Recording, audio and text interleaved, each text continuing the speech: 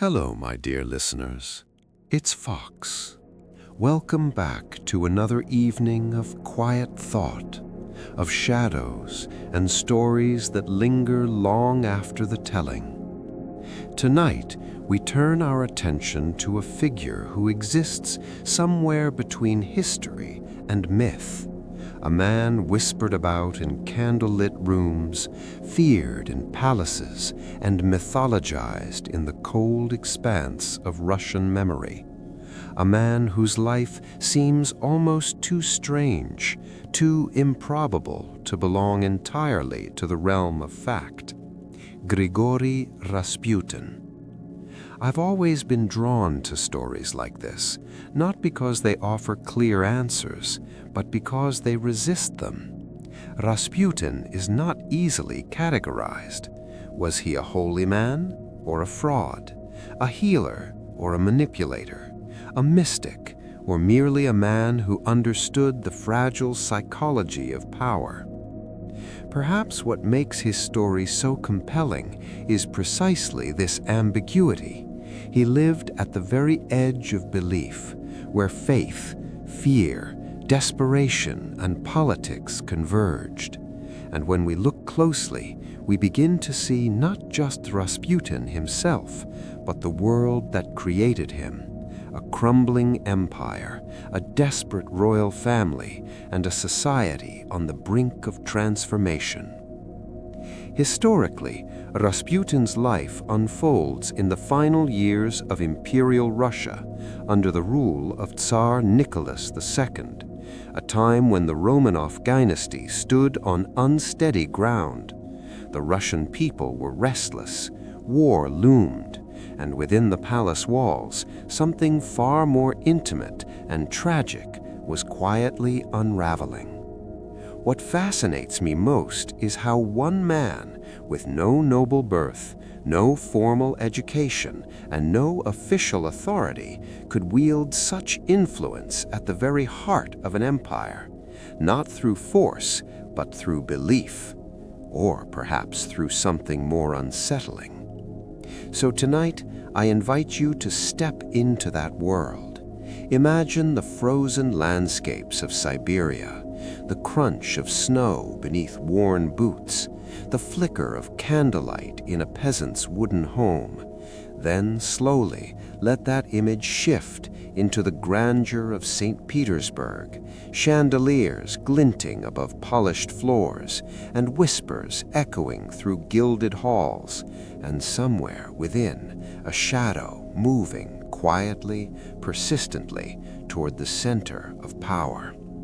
Settle in, let the world fall away for a while, because this is not merely the story of Rasputin, it is the story of belief, of desperation, and of the strange, unsettling ways in which one man can alter the course of history. And so, tonight's tale.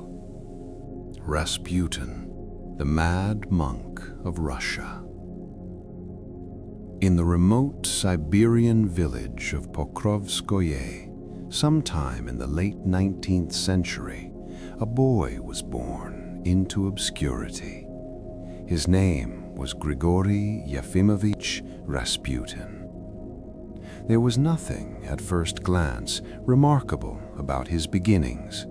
The son of a peasant farmer, Rasputin's early life was marked not by prophecy or promise, but by hardship and simplicity.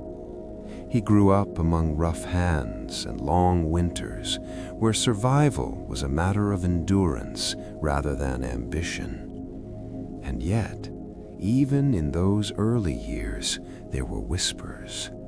Some said the boy possessed an unsettling gaze, eyes that seemed to look through a person rather than at them.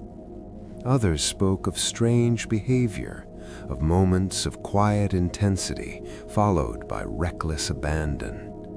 There were rumors, too, of petty theft, of trouble, of a young man who did not quite fit within the boundaries of his village. But Rasputin was not, at that time, a holy man. Far from it. He drank, He fought. He lived as many young men did, restless, undirected, searching for something he could not yet name. And then something changed. In his late 20s, Rasputin underwent what he would later describe as a spiritual awakening. The details remain unclear, like much of his life, but it is said that he experienced a profound religious vision. Whether born of genuine revelation or inner turmoil, the effect was undeniable. He left his home. He became a wanderer. Traveling across Russia, Rasputin sought out monasteries, holy sites, and spiritual teachers. He immersed himself in the traditions of the Russian Orthodox faith, though he never formally joined the clergy. Instead, he existed on the margins, a holy man, a pilgrim, a seeker. And gradually, people began to listen. Rasputin spoke with conviction, he prayed with intensity, and most importantly, he seemed to possess an uncanny ability to understand those around him. He could comfort the troubled, inspire the faithful, and, perhaps most intriguingly, convince others of his own spiritual power. By the early 1900s, his reputation had begun to spread, and eventually it reached St. Petersburg. The imperial capital was a world apart from the Siberian wilderness. Here, power was absolute, but fragile. Beneath the glittering surface of aristocratic life lay deep anxieties. Political unrest simmered. The monarchy faced increasing opposition. And within the royal family itself, there existed a secret that weighed heavily on the hearts of Tsar Nicholas II and his wife, Empress Alexandra. Their son, the heir to the throne, suffered from hemophilia, a condition that rendered even the smallest injury potentially fatal. It was a secret guarded fiercely, for the stability of the empire depended on the strength of its future ruler. But the reality was stark. The young Tsarevich Alexei lived in constant danger, his parents in constant fear. They sought help wherever they could find it. Doctors failed them. Treatments proved ineffective. Hope began to fade. And then Rasputin arrived. Accounts differ as to how Rasputin first entered the royal circle, but by 1905 he had gained access to the palace. Introduced as a man of God, a healer, a mystic, he stood before the imperial family not as a noble or a physician, but something far less defined and perhaps far more compelling. The Empress Alexandra, deeply religious and increasingly desperate, was drawn to him almost immediately. Rasputin spoke not with the cold certainty of science, but with the warmth of faith. He assured her that he could help her son, that through prayer, through belief, through divine connection, he could bring relief where others had failed. And, astonishingly, he seemed to succeed. There were moments, documented though debated, when Alexei's condition improved following Rasputin's presence or intervention. Whether through hypnosis, suggestion, or sheer coincidence, the effect was profound. To Alexandra, it was nothing short of a miracle. To Nicholas, it was difficult to ignore.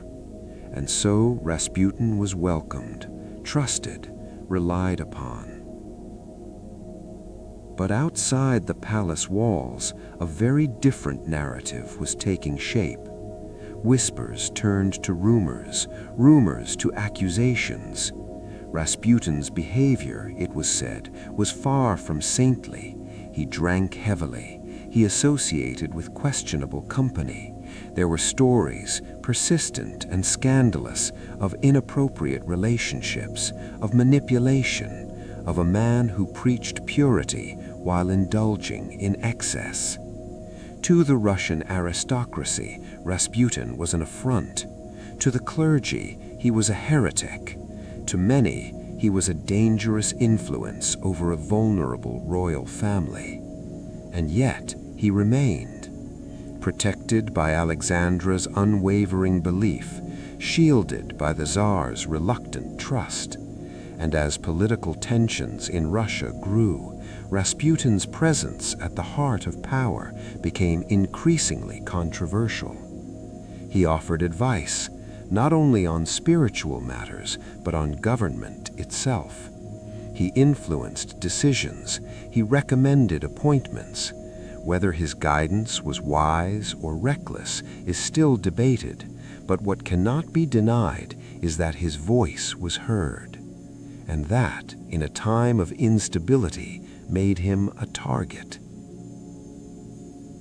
By 1916, the situation had reached a breaking point.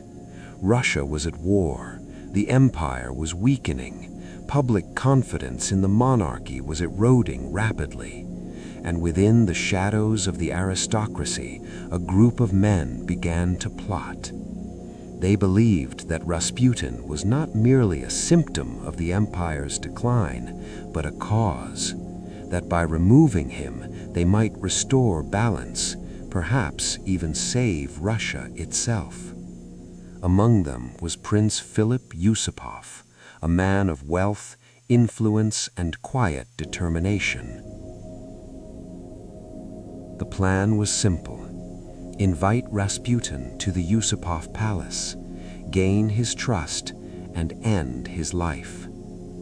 On a cold December night, Rasputin arrived.